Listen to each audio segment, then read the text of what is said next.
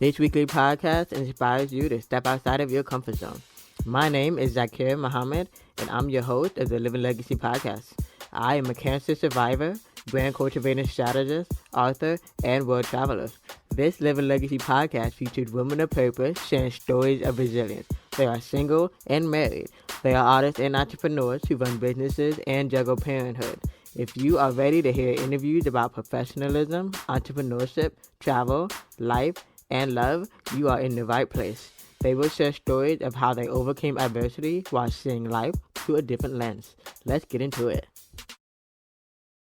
So today we are having a conversation with another Muslim woman, another Muslimah. So if you are new to this, my name is Akira. I am a brand cultivating strategist and author, a photographer, and a podcaster. So this summer I decided to start a series where not only am I continuing the story of focusing on women of purpose as they share their stories of overcoming adversity with resilience, I'm also adding a little twist of educating and empowering and inspiring others to learn also from the religion that I grew up in called Islam. And this is a short series that I started. I've had a few Muslim Muslims on my podcast. If you listen to episode 5, that is the most informative episode thus far about Islam. I got to interview my dad, and he talked about how he came about Islam, how he converted to Islam, and I also give the breakdowns of the basics of Islam for those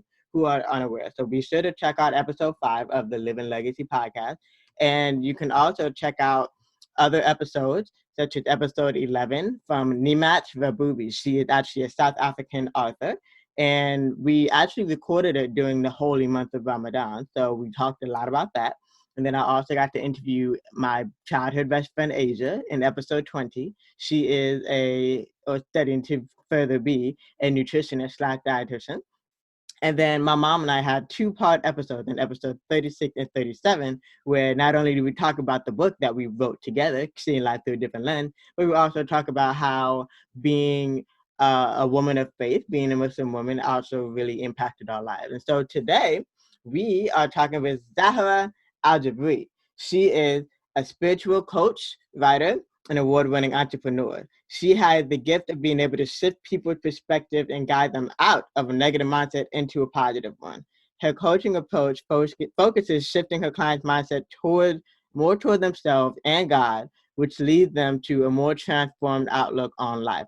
So she helps you to unlock your potential and pursue and succeed at all of your dreams. So Zahra supports people of faith to practically apply the religious knowledge so that God or Allah's description of peace, love, and support can be yours. So she primarily works with Muslims, but doesn't mean that it's only Muslims. But she uses those tools to enable people of faith to hear God speaking through to them. So she has a set of devotionals that she featured quotes from our holy book of the Quran. And she's also a married woman. So she married James, who is of Algerian descent, and Zahra is also of Kenyan descent. And they are based in LA right now, but they love to travel the world. They homeschool their kids along the way. So they've lived in Minneapolis, New York City, the country of Norway. And so before 2020, they used to always travel the world with their kids. So I look forward to talking to her about everything. We're going to talk about the difference between being a Muslim of African descent in America, and as well as how she found her purpose and how she's using that to also become closer to God, which is something a lot of us are definitely, I would say, struggling to do during this time as we continue to learn more about ourselves and find ourselves during these difficult times. So, Zahra, Assalamu alaikum, peace be with you. Thank you so much for being here. How are you? I'm good. Walaikum salam. Thank you so much for having me. 19, it's so nice to be able to interact with people and have these group discussions. It's so good for our community. So really thank you for what you do and thank you for inviting me. Thank you. Thank you. It definitely contributes to listening to my intuition. This time it definitely allowed me to really get quiet and really listen to my intuition. So it's going to be good. It's going to be a good conversation. We're also going to talk about a few things that I probably don't always publicly talk about because I never either had that platform or knew the words or felt more comfortable. So it's going to be good. It's going to be good. So I want you to start off with I kind of almost want to almost go in chronological order with you. So you told me that you are of African descent. So tell me about that immigration story, because it started with you, but it technically started with your parents, right? Right. Yeah. So my parents are immigrants from Kenya. Um, they came over. My father came over for graduate work. Settled in Atlanta. Oh no, first went to Penn State. So he was in Pennsylvania, then in Atlanta. And when he was in Atlanta is when he got married to my mother, who is from the same town as him in Kenya. So his sister was good friends with my mom, and that's how they connected. And then they got married, and he brought her over to Atlanta, Georgia. That's where I was born. And then when I was 5, we moved to California, to Southern California, and we grew up, or they had my 2 other siblings, and we grew up in Southern California. So for me, the immigrant story, as what I mostly remember, is growing up in Southern California. We lived in a very white suburb. We were one of the few Black families in the area. Like in my high school, there was like 6 or 7 other Black kids in a high school of 2,000 students. And then in our masjid was mostly all, was not mostly, was all Desi and Arab. So there was no Black American Muslims, there was no other African Muslims. And growing up, I kind of just knew that we were different.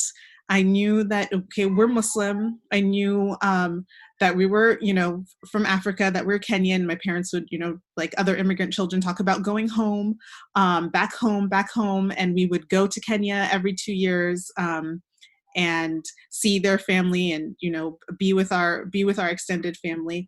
But here in the States, we were kind of isolated, right? Like that, I was different, like that for A, that I'm Black, B, that I'm Muslim. We're not doing the same typical things. So you can't go to sleepovers, you can't eat, at the party, watch out, you don't eat the pepperoni pizza and things like that. So you're always noticing like how I'm different, and like the cultural difference, from white America versus being an immigrant, being African, being Muslim, the hospitality difference, the welcoming difference, and my mom is super social and friendly and outgoing. And then because of that, because my mom was very social and sociable and outgoing, and my dad is kind of more reserved, she really helped us to get connected within the community and within the white suburbs, that we had so many friends, that we were on the soccer team, we were in dance, we took piano lessons, we did all the things of a typical white suburban family. And my mom taking us to swimming lessons and just being a part of uh of American life. Her as an immigrant, them both as immigrants, like really just taking advantage of what they saw, the opportunities that they could give us, that we could learn, that we could enjoy and experience. um, they really looked at the positive and focused on that, and in that way it kind of helped us as their kids, to navigate both worlds, that we did have a diverse set of friends, a large group of friends, and that we were able to point out the similarities, that, yeah, I'm Black, I'm Muslim, I'm different from you in so many ways. But, I play soccer like you, or like I like in sync like you do, or, whatever else it is, like all the commonalities of just that there's so much more commonalities that we have than we have differences. So that really, I credit my parents to um, just their outlook and their worldview of like, okay, we know, we know how hard things are being Black. We know how at that time just the unknown and the foreign and the different of being Muslim, and then of being the stereotypes of being African, that you're uneducated, that you're poor, that you're dirty, whatever. And really, like, that they didn't kind of stress or focus on those things, or even like let it kind of be in our psyche, that they just focused on the positive of what we had to contribute and give and be a part of in society, and the positive that they could take from society too, not, constantly telling us to watch out or look out or all of those things. Perfect. Yeah. No, I definitely related. Especially also for me, I was very commonly one of either few African American women, one of few Muslim women growing up, because also, my parents wanted the best for me, like any other parent, wanted the best education, wanted the best Muslim community, wanted the best, if I could develop friends at school, just do that. And I was never I would never feel like I was different from others until I would start having conversations with the kids. It's like, okay, so why are you this? Why are you that? Why do you wear this thing on your head? Why do you do this? Why do you do that? So I definitely love when you mentioned the part about pepperoni, because of course the minimum that most people know about Muslims is that you cannot eat pork, which means no bacon on anything, no pepperoni on anything. I'm not gonna have a ham at your Thanksgiving dinner. So it was definitely interesting because my parents, they converted, but they were very also in tune to who we are before we all got to America, right? So they're also very in tune to their African culture. So I was very Afrocentric growing up as well. So it was definitely different. And I also applaud my parents for wanting to be inclusive, because yes, America is land of opportunities for everybody. And, just how can you utilize that? How can you make the most of that? But also, how can we continue to teach and educate people? So what was it like growing up when you were interacting with other kids, playing soccer with other kids, and they're wondering why you have this thing on your head, or wondering why you have to bow to the ground every few minutes or something like that? So what was that experience like growing up, kind of teaching other kids or other peers what it's like to be Muslim? I think so I didn't start wearing hijab or covering my hair until college. And I think I really was really focused on like fitting in. So I kind of hid my Islam. I didn't talk about prayer. I didn't talk about faith. I didn't I don't remember having, many conversations at all about just like God in general. I um I prayed, but I never prayed at school. I would pray, at school ended for me at 2:15, so I'd come home and that's when I'd pray Dhuhr.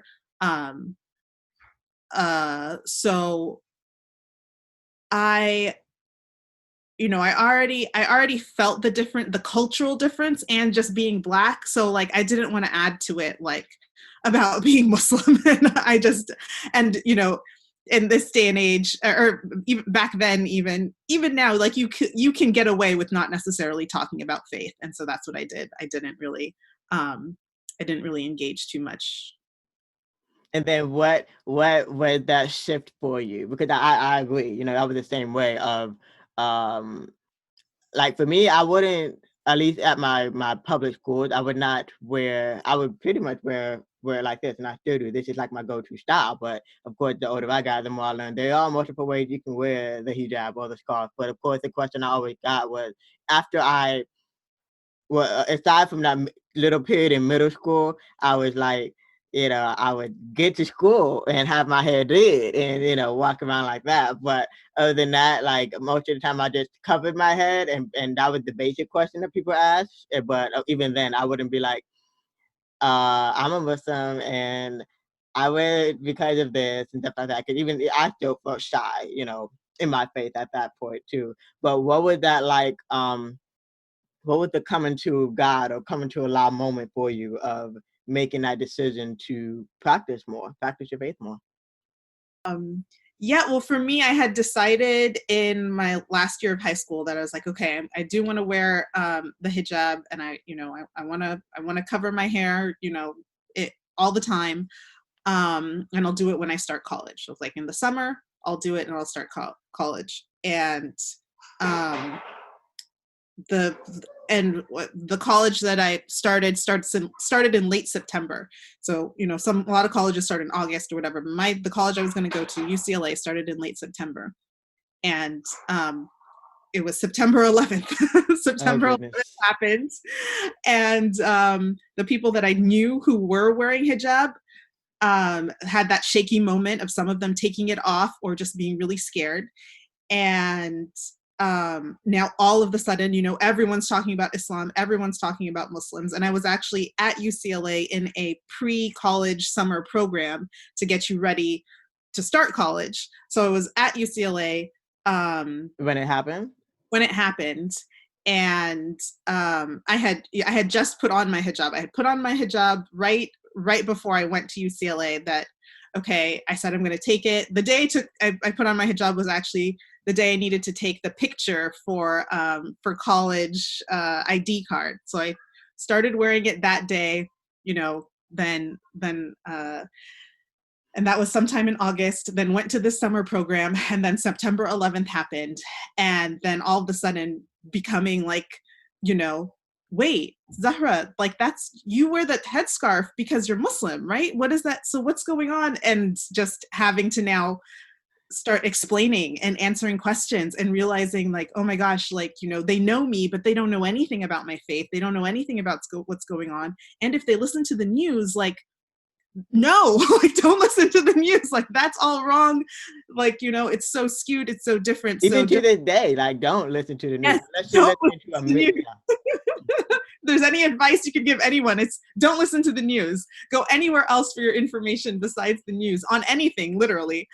And that was, and all through my life I had gone to Sunday school, I had done all those things. So I did feel knowledgeable in Islam. I felt comfortable and confident and knowledgeable in what I knew about Islam and what I could speak to Islam. And so, like, if someone asked, I wasn't like, well, I'm not sure, I don't have anything. I'm like, no, let me tell you, like, what are the 5 pillars? What does our prophet say? Our religion is about peace. Like, we are, come from the same Abrahamic faiths as, Moses and Jesus and Noah and Abraham, like just showing the commonalities. Like, this is nothing new. It's a long line of prophets. This is what it is. They're trying to skew it as this something Eastern, barbaric, savage religion, by people in a foreign country who are brown, whatever. Like, no, it's just the continuation of Jesus's message, the continuation of Moses's message, and really explaining it to people in a way that like they can grasp, they can understand, that they cannot feel so scared by, and that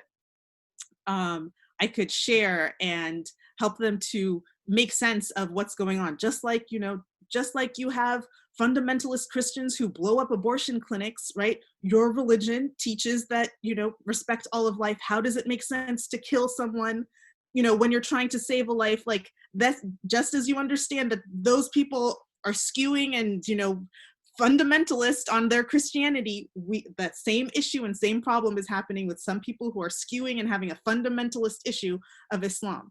And it's, it doesn't make sense. It's a contradiction, and just really getting into those things. So, because the media was just painting us all with one big brush, that we all think this way and we all are bad and we all are terrorists. And to really be like, hold up. And it's the first time that I was just like, wait a minute, like you can't, like you can't do that and expect that like no one is going to push back, or that we are not going to speak up for ourselves. Like, that is not true. That is not true. And it's, and we can show so many examples and cases and stories that will make that clear.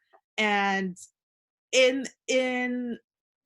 that moment, in September 11th, is really when I made that conscious decision, like, okay, if anybody asks, if anybody have questions, if I have opportunity to share or to speak, I will, especially because of where I grew up, because I grew up in white suburbia. Like, if all they look at is the news, like they don't know any Black people to talk to, so they can't, know about Black issues. They don't know any Muslims. They don't know any Muslims. So who are they going to learn to ask about from Muslims? They're going to go to the news. So like, if I'm there and I'm the only Muslim, I've got to say something, because literally I'm the only one that you've met in real life, in real person. So let me tell you.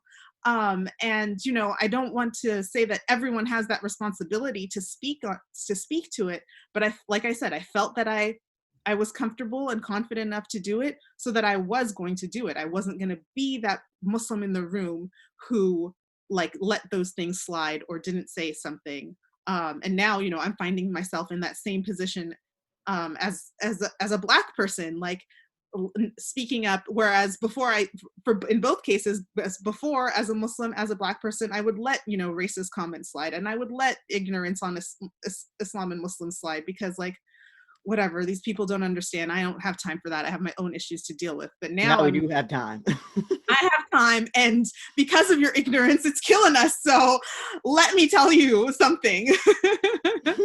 Absolutely. Yeah, no, ignorance is bliss. And I'm glad that it was definitely a test for you at that point. It seemed to be a test of faith. And so you passed it. So Allah and God were definitely testing you. You definitely passed it. And so I love that. And yeah, that's the thing of most people knew me because of my name, but if they couldn't make the correlation of, so what are you or what do you do, right? But of course, it's interesting that most people don't understand, maybe because it's not talked about enough, is that all of the holy books have the same stories, and it's all the same prophets. It's just the Arabic name for them, right? So Moses is Musa in Arabic. And also just understanding that uh, it's literally, what people don't really understand, what I've learned, is that just like Christianity is what Christians practice, right? Islam is what Muslims practice. Judaism is what Jews practice. So we already know that there's good people and bad people. So in every religion, that like you wouldn't there's some people who would chastise Christians who don't practice the way that the church taught you, right? And so in the same way, there are plenty of Muslims who will chastise you for not doing what was told, what they think is told. So it's definitely interesting conversation of just start doing your research by simply asking. Start with asking someone who knows, because they've studied it, they've lived it, they grew up in it, they went to school for it. So those are definitely the people, if you want to start um, having that conversation. If as a non-Muslim, as a non-person of color, what also do you think people could do or go to or utilize in this time to start that conversation, if that's something they want to do? Yeah, I mean, um, the information is out there, and a part of the problem, right, is that there's so much information that if you like Google Muslims, or if you Google racism, you're going to get like inundated with so many things. So what I would say is to find an anchor, right? Start with an anchor. So it could be that you're watching this podcast and you're like, okay, you know what, this is a millennial girl, and I can understand her. Like, I'm going to start with Zahra as my anchor, and then see what I'm putting out and what sources I'm recommending that you go to, right? So that you have a place to start and go to. Like, if you're wanting to learn about racism, I'd say go watch The 13th on Netflix. Okay, Zahra said that. I'm going to watch The 13th on Netflix. And then, you'll be able to expand out, but start with an anchor and pick one thing, learn about it. And from what you learn from that thing, decide and see what's interesting you. What else do you want to learn about? So if you're talking about Islam or Muslims, like if you go to my account, Practical Muslim, and you read my devotionals, for example. So you read my devotional, you're like, okay, this is relatable. I can understand this approach or this description of God that she's talking about. And I cite some different Quranic verses. So you could go and look at those citations of those verses and read the Force-Towned account. And you can also then, dig deeper. But in any case, you want to start with a topic that's interesting and relevant to you, right? So again, like if I'm talking about racism, if you're is the incarceration of Black people interesting to you, or is it police brutality, or is it I do live in a white suburb. Why is there not that many Black people here? Like Zahra's here in this white suburb, and she's smart and she's nice, and I've never seen any issues or problems with her. Why can't there be more Black people like her? So go looking into housing, or looking into education, whatever is of interest to to you, start there, because your natural curiosity will help you, guide you to understand. And because you are already curious or interested in that area, you'll be able to notice the differences. So if you're into school systems and you're very active in your child's school or whatever, and then you want to study, approach racism from that lens, and you find out more about how schools are in underserved communities, it'll be more apparent to you what the differences are. Like, oh, my PTA, has a budget of $500,000. This school has a PTA that has no budget. Wow, what impact is that making on their education? And and you'll understand all the implications of how race is a factor in the school system. Same thing with Islam. If Islam, you want to learn about, okay, well, how does Islam treat women? All right, I'm very interested in feminist topics, so I'm going to learn about all these things, and you're going to see what Islam is saying about women and how it's treating women. And also you're going to understand the difference between what Islam says and what people practice and adhere, and be able to make that distinction. Or the same thing, I want to understand, what Islam says about this life and an afterlife. In Christianity, we believe there's an afterlife. Does Islam say that? Oh, it does say there's an afterlife. What is it saying about these afterlives? And and you'll get into it because you already have your knowledge base from what you're anchored in, what you know about Christianity or Judaism or Buddhism or whatever it is. And then you'll be able to see what the similarities are and get a better sense when you dig in here. Or if you wanted to look at the prophets, okay, I know about our prophets in Christianity. What does Islam say about prophets? You could go digging there. So find an anchor of something that you're interested in, and find one source that will help you to start that journey. And here, of course, the issue of credibility, you want to make sure that that source is credible. And if you have opportunity to ask someone or check or put it in a group or a chat, like, okay, I'm interested in learning about the prophets in Islam, and I'm going to be reading this book, you can, throw that up somewhere, and hopefully you will get a good enough indication of whether at least that's credible. As long as it's credible, keep going and read the diverse sources, because the truth will come out. The truth, as much as people, the president, the world tries to cover up things with lies and deception and trickery and whatever, all sorts of zigzag paths, the truth can be buried, but it cannot be hidden. And if you are determined to find the truth, as long as that's your goal, like, I really want to know the truth about this issue. I want to know the truth about racism. Are Blacks really treated differently in America? I want to know the truth. I want to know the truth about Muslims. What do they really think?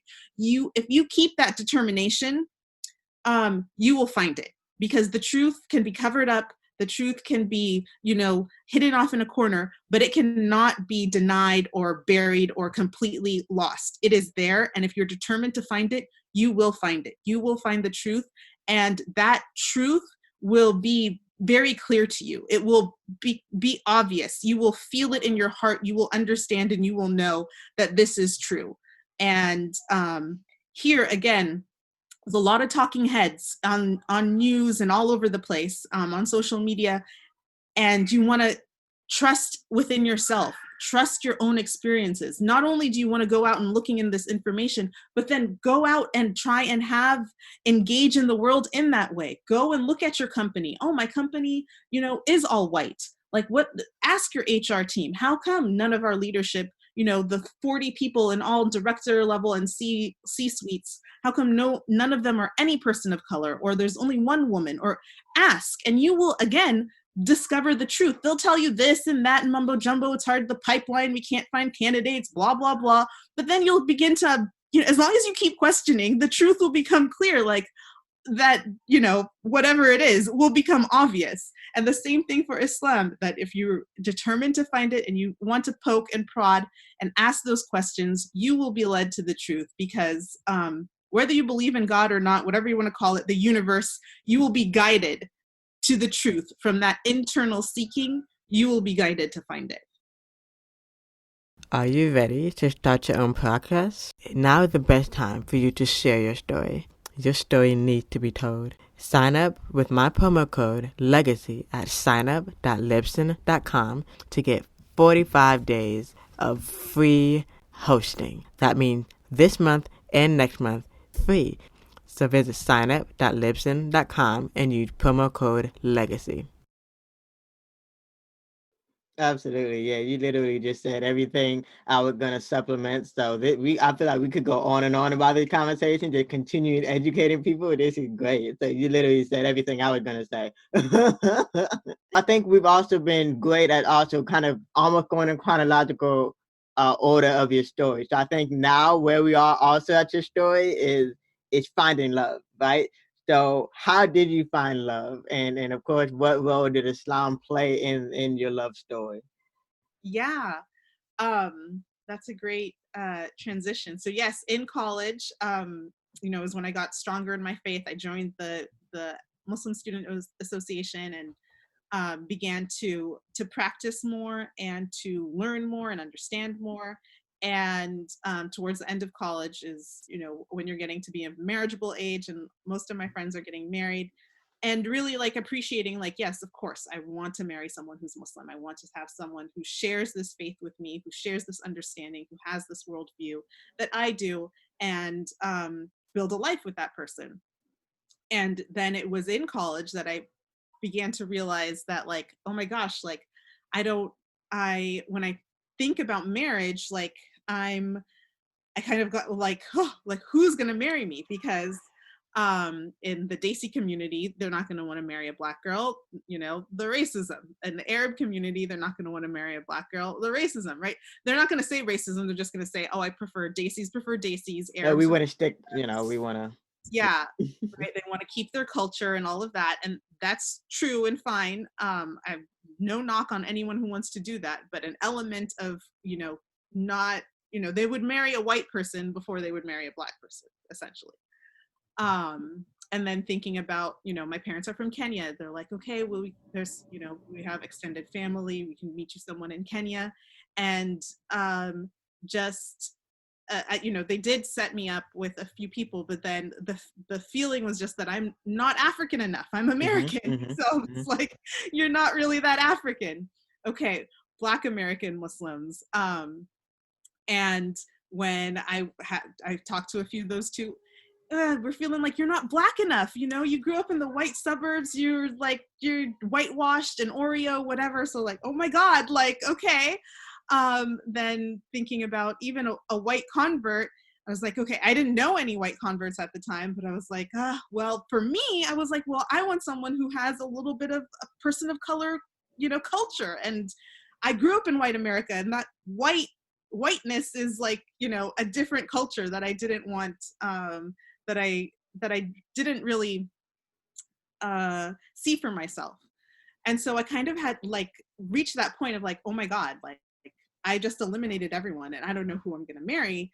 And I had to leave it to God. I was like, okay, my mom just kept saying like, I'm making dua for you. I'm the oldest in my family, so I'm the first one to get married, or, should be the first one to get married. I'm making dua for you. And I just keep asking Allah to give you someone amazing. Like, why not? Why not can't you have someone amazing? And, that is all these things that you want. And so I took that from her. I'm like, I'm not going to think about why and how and where this person is going to come from. Yeah. Why not? Yeah. Who are they? I'm just going to say, why not? Why not can't I have someone, who is cultured, who is, strong in faith, who is all of these, things that I wanted. Strong in faith. Strong in faith. Yeah. Treats me well, respects me, loves my family, like, is not going to have any kind of racial issues, because there are people of different races who marry Black people, but it like that it shows, what I don't know if get the sense that I'm saying, but like you never feel like so maybe for the listener, we'll kind of break it down. So it kind of like think of it as when you grew up with your family, but your family is like you grew up in a different state from your family, and so you already just look different in the eyes of your family. So it kind of like choosing or wanting to be more involved in that family, but they already see you as different. And so when they want to bring up certain jokes, certain things, then you're kind of, they're kind of like hesitant, really. So that example of exactly.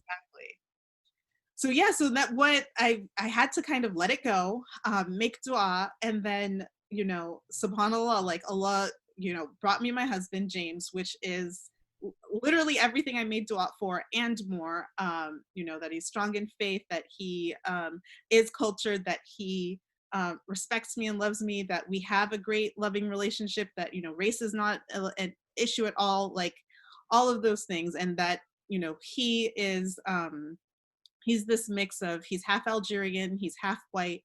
So he's already African. Look at that. Yeah, he's from North Africa, right? Algeria's in North Africa, and he grew up in Algeria. So he, from 7 to 20, he lived in Algeria. And when we were first talking, and he's sharing these stories of Algeria and what life is like there, I'm like, that sounds like a lot like Kenya. And and since then I've been to Algeria, and like just the structure of society is African. So it's like these things that we can relate to, of knowing about, just even talking about the African Cup and what's going on, and African dictators and all of that stuff, like was just a connection that we have. And then just on every other level, that we really were compatible. And the way that I was introduced to him was, his roommate in college was someone that I had gone to UCLA with. His roommate in grad school is someone that I had gone to UCLA with, and he connected us. And so it was really this subhanallah moment for myself to be like, anything is possible with God. And like, had I tried to think or figure it out, I would have been at a loss, as I was like, I don't know, like, who is going to be the person that would marry me. And so, and that piece of, the love story comes into play, because a lot of times, in a lot of ways, we kind of block off, or have such a fixed sense of what our life should look like, or who we're supposed to marry, or how we want it to be, that we don't allow for this opportunity and possibility. Like, if I had just been fixated, like, no, okay, fine, there's no Desi, there's no Arab, there's no whatever, like, I'm gonna, they have to be Black. And I'm trying to figure out, are they Black American or Black African or Black, like, and I'm realizing this tension, but like, no, I'm just fixated, like, that they have to be Black. It would have been really hard for me, and it would have been a struggle. And even when I first met James, like, that first, like, like, he's a white guy, like, he just looks white, like, you feel, as a Black person, you feel it, like, you want to be that, you want to show that Black love, or you also, having that proximity now, we've been married for 12 years, and having that proximity to white privilege, like, when I walk into a store, greeted, whatever, and like, and then, if James comes in behind me, or we meet up somewhere in the store, and just the shift in energy, Mm-hmm. of like, oh, now I'm under the umbrella of white privilege. Whereas before, maybe we were looking at you wondering, can she afford this? Is she gonna buy something? What is she touching? Now I'm under the umbrella of white privilege, and just seeing like the relaxation of the clerks in the store, and the treatment. It's very subtle. So you can But pick up on it, yeah. Especially because you grew up, growing up knowing. Yeah, absolutely. Yeah, exactly. So like, just having all of those thoughts going into my head, like, of how I think things should be, or what will people think, like, oh, she married a white guy, and all of those things, and to just, I really let them all go, because truly, subhanallah, like, my husband is the perfect match for me. Allah says He created us in pairs. Like, I know that he's my pair for me. And whatever else, extraneous thinking that could have interfered with that, neither of us let it. And till this day, I mean, literally only right now are we kind of even having these racial discussions about our marriage. Like, it's not something that we ignored. It's just something that we understood and knew, but like, we already, in our personal relationship, we were already kind of beyond that discussion. And now we're seeing like, oh, the rest of the world is not beyond that discussion, and we need to help them like have these discussions and move beyond them as well. I love that. And so it's been a wonderful 12-year journey. You have 4 kids together. You've been to lots of cities and countries. You've started and stopped lots of businesses together. Am I right? Yes, that's correct. So what is your current business that you do together? So I have Practical Muslim, which is my coaching service where, as you mentioned, I work with primarily Muslims on letting go of the limiting beliefs that they have around themselves and around Allah. And right now, together, under that umbrella, we have a coaching course that is a 6-week online training coaching program to really transform your life. It's a spiritual transformation course that takes you from it's for those Muslims who have a feeling like, I want more and I want to achieve more at a higher level. I want to feel connected more to Allah in a spiritual level. I want that worldly success. I want to, go to Jannah and have, have the afterlife success, but are feeling stuck in the sense that they're making prayers, but they're not seeing them manifest, or they're feeling like they're blocked from the things that they're trying to get. And so it's a program that we do together to get people past that and to achieve, whatever it is for them. So we've had people who are single who are taking this course. So like, I'm single and I really want to get married, and it's been years and years and I haven't gotten married, and guiding them through that spiritual transformation shift, and we've had someone who a couple weeks after ending the program got engaged. And we've had a married couple go through the program and their marriage has been stagnant. And after the program, like their whole marriage and home life with their kids has all transformed. So it's really the notion that we saw in the Muslim community of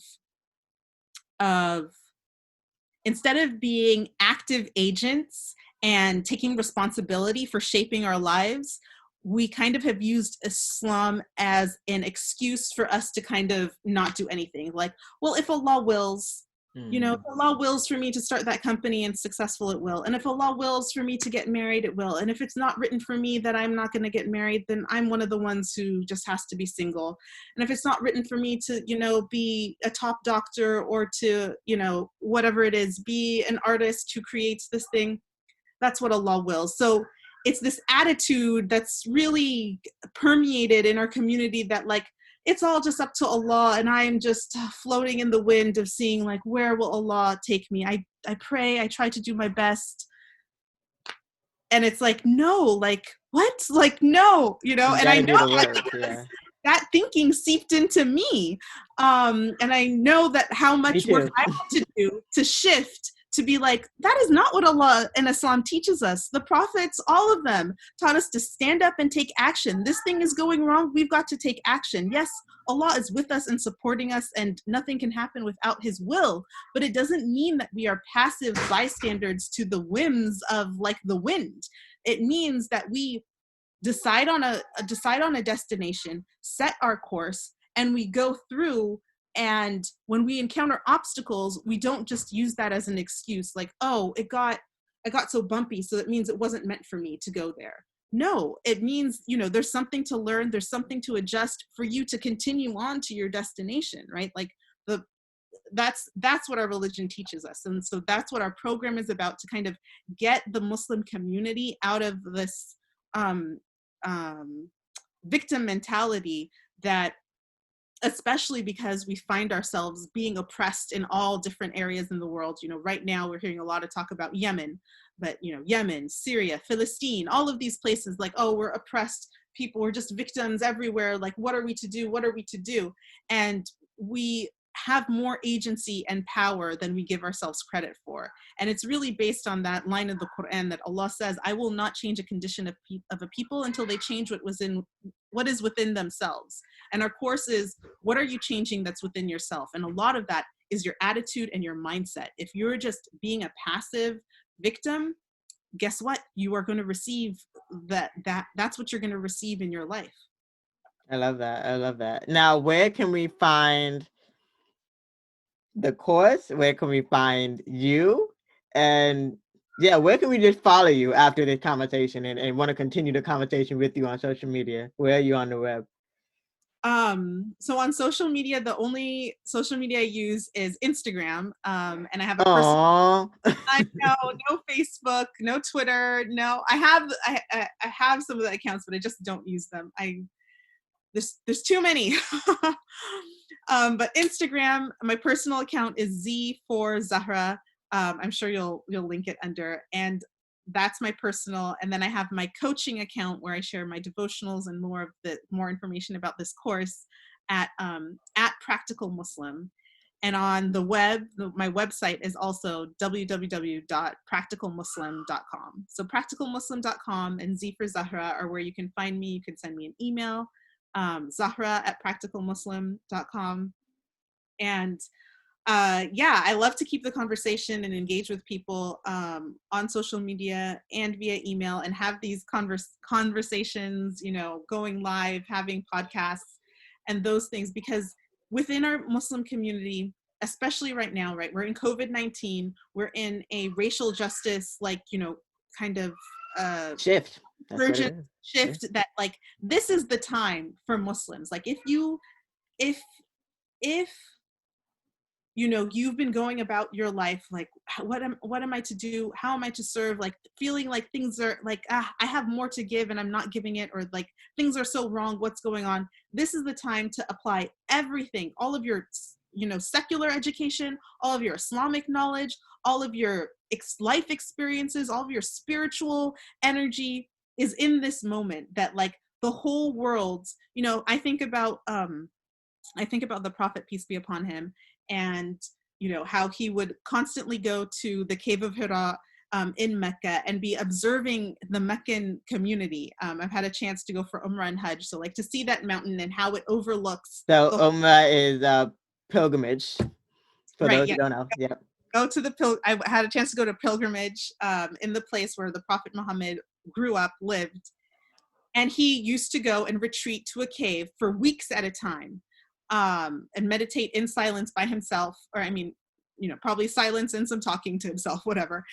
But thinking about, what is this life? What does it mean? All these people from all these different tribes come from all over the world to come to the square box, and they put their different statues in it, and they're doing all this thing, and our whole Meccan, tribal society revolves around feeding those people, hosting them, like it just like, what is all of this going around mumbo jumbo, this whole economy, commerce, all of it for? And same thing, you can look right now in our world.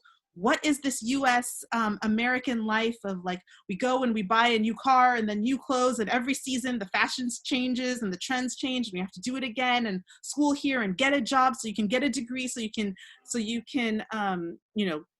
go to school, a lot of people get into debt and then get a job and pay off your debt, and also pay into your retirement so that you can get money, so that you can have more stuff. So like, it's just what? And the pandemic has thrown all of that, like, many Out the people window. out the window, like that traditional thing is not working. All of these systems shifted. And then now understanding and appreciating all the racial injustice, and how much Black Americans, Black people worldwide have put into and built up the system that they do not get to benefit from. And not only do they not get to benefit from, that they are killed within it, with no consequence, that anyone can kill us without any consequence. And looking at this, like, what is going on? This world doesn't make sense. This life doesn't make sense. All of these things that we were told and taught to believe are the right way, the proper way, what you're supposed to do, like, is just collapsing and crumbling, and seeing the lies and the cracks within all of it. And as Muslims, to come and say, yes, we have already been told that this life is an illusion. We have already been told that we are not supposed to be focusing on getting the trinkets of this world. We have already been told that we are going to be judged on our character and our good deeds, and standing up for justice. Not, no, Allah is not going to ask you, like, how well you did on your performance review at work. What Excel spreadsheet did you make? And did you do all the cells correctly? That's not what he's asking you about. He's asking you, how did you treat people? How did you, how did you use your voice? How did you, contribute whatever gift I had was within you, right? And those gifts, especially in the Muslim community, a lot of them have been suppressed, because for many in the Muslim community, it's like, oh, you just have to be a doctor or an engineer or a lawyer, and we're suppressing their artistic gifts, their political gifts, their social justice gifts, they're all different ways, they're writing gifts. You know, we could have so many more Muslim writers than we do. So many more, you know, even in acting and in film and all of these things, because we've suppressed them. How can we contribute to making and showing this world to be true, to be just, to be fair, to be inclusive, to be a reflection of the magnificent love that Allah has for us, that we can represent Him here on earth, in American society, in our communities, in our families, and not in this perverse, power-hungry, greed way that is the mode that has been currently operating, which has served no one. Even the most successful people in this system suffer from, you know, depression and anxiety and stress and worry. You know, I don't know how many, you know, actors or celebrities or people you have to see commit suicide to understand that regardless of what we claim to be the pinnacle of how to live in this life, like when those people reach it, they're not happy, because that's not the way that the life is supposed to be lived. So looking in this moment and understanding everything that we have believed in, been taught, been striving for is not it, is an illusion. And now, like I said before, if you are determined to find the truth, there is, Allah will show it to you. Like God will make that clear for you. And right now, the truth is that we have relied on ourselves. We have tried to rely on ourselves. We rely on technology, we rely on these elaborate systems, we rely on our jobs, we rely on our education. But like, okay, if I get a good education and a good job, that's going to make sure that I'm secure and I have this nice house and this good car. I'm safe and secure. I'm relying on myself. And God is showing us, nah, you don't rely on yourself. You rely on me. You rely on me. Your job, out the window. The economy, blah, blah, blah. Like, you think you can go here and there? There's nowhere to go. You can't travel there. You can't go this. You rely on me. You built up this whole thing and think you are relying, you guys are self-sufficient little workers doing all this. No, you rely on me. So to go back to the truth, we rely on God. God is the one who provides. And if you know that and recognize that God is the one that provides, it makes so many things easier.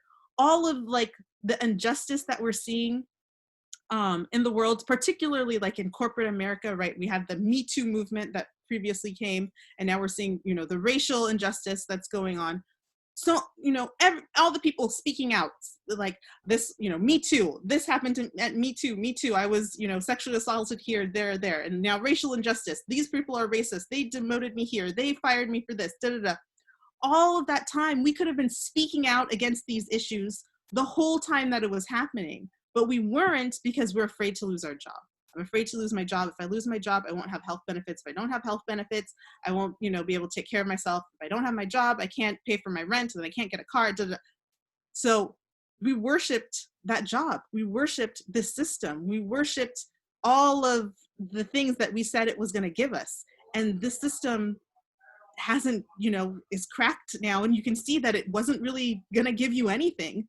And you don't need to worship it. You can worship God, and you can speak up when you see, you know, Mary being pulled aside by your boss and coming out later in tears. You can speak up and say something then in the moment and not have to worry about your job, because when you do, God is still there and God will provide for you. It is not your job. It is not your boss. It is not the system. It is not the police. It is none of those things. And that's where we are now. And that's where the Muslim community is so poised, because we know that our risk is written. We know that, you know, if the whole world were to gather to work to give you something, they couldn't unless Allah willed. And if the whole world were to gather to give you some harm, they couldn't unless Allah willed. We have that foundational knowledge, so we should be the ones unafraid to call out everything and anything that is going wrong, because we have that base. And that, again, is what part of our course is, because we have these teachings and learnings that we're taught, but then we practice something very different. We practice in the Muslim community is play safe, do what they say. And I think a lot of that is for the Muslims that are immigrants, you know, the immigrant community, our parents were like we saw back home that there was no system at all, and we were all scrambling and suffering, and corrupt governments taking advantage of us. Even if this system is a little shady, at least if you kind of abide by the rules, you can get something out of it. So work in this system. And then for those Muslims that are Native Muslims, African, Black Muslims, same thing, understanding that yes, there's racial injustice everywhere, but okay, we've come so far, let's just try and build on what the things that we've already have. Not appreciating that they don't want us to build nothing. They don't want us to build anything. They don't want us to have anything. They don't want us to build anything. So to now pull back and be okay, right, we've tried to play by your rules, and we see that your rules don't apply to you. You already have been playing by different rules, and now you don't even want to honor your made up rules that you made for us. So no, we don't need to play by those rules either. And what are we going to do? We are going to stand up for truth and justice and demand that it change, and change the whole game, right? Defund the police, abolish the police, dismantle these systems. These are not extraordinary things. These are just regular things to take apart something that is not working and build something back that will work, that is stated for the people, done and created by the people. I love it. Now, I have so much to say, but you also say so much that I wanted to say. So, yay for Z Girls. We just it's like she got my mind going right over to her. So, thank you so much for being here. This has been great. I want to I think I want to close out with a few quotes that were just lingering in my mind though of this time was good. I saw it somewhere. I'm probably just paraphrasing, but I saw it somewhere of this time is good of God. When God wants your attention, he will get it. Right? So this time is definitely a great reiteration for that. And then also on the lines of the quote of uh, give me the strength to accept the things I cannot change and the courage to change the things that I can. So I feel like those quotes are related to this conversation, are related to this time. And I definitely want anyone who's listening to this to please leave us a comment. Join the Living Legacy community on Facebook, because we want to talk about it. If we want to know what you want to talk about, we want to make sure that you understand. And if you don't understand, I'm here for you to ask questions, because I love asking questions myself and I love answering questions. So let's definitely keep the conversation going. Definitely follow my fellow Z Girl on social media, and also continue to follow Living Legacy Podcast on Facebook, on Instagram, and anywhere that you can listen to podcasts. So thank you so much, Zahra, for being here. Thank you for having me, and I love it. And I think that's the most important thing, is just to keep the conversation going. Don't accept things as they are. Challenge them and talk about it, because the system was surviving with our silence. And now that we're all speaking up, you hear the stories and you realize oh my God, this is all nonsense. So keep speaking up, keep talking, have the conversations.